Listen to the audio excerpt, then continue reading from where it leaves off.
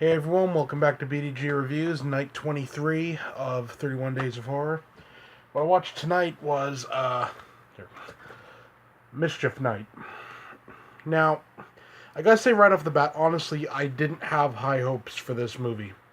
I mean, it's the second part of a double feature, and usually with a double feature, you get one you like, the other one you don't usually like as much, and I liked All Hallows Eve, so my expectations weren't high for Mischief Night. And how wrong I was. I thoroughly enjoyed Mischief Night. The basic plot is it opens up, you got these two people, uh, they're having like a romantic night or whatever, and it's, October 30th, Mischief Night, Devil's Night, whatever you want to call it. And essentially this guy shows up and slaughters them both. That's how it opens. Cut to however long later. It never says how much longer later it is. But you got this girl, and she's blind, but it's psychosomatic. So it's all in her head, essentially. Um, her and her father live in this same house. Um, it never really explains why they live in the house or anything. It's just they do, so they must have bought it at some point. And then Mischief Night rolls around, and this guy shows up again. Now, she's blind, right? So he's like walking in front of her and not getting any reaction. So it's kind of interesting that way.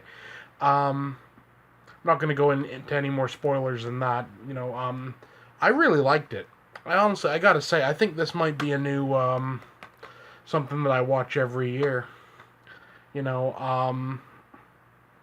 what I really liked about this was like the main character of the girl, the blind chick. It was played by Noelle Coet or whatever. Um, she did a really good job.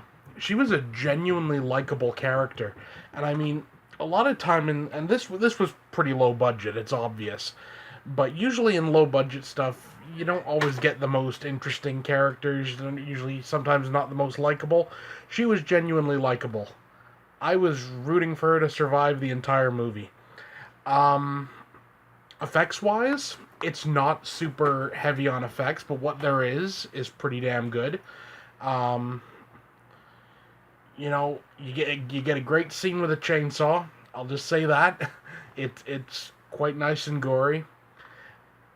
It's quite atmospheric as well. It's just a really good movie. I'm giving it a solid 8 out of 10. Like I said, I was not expecting much. I was expecting like level like 3 or 2, something really bad.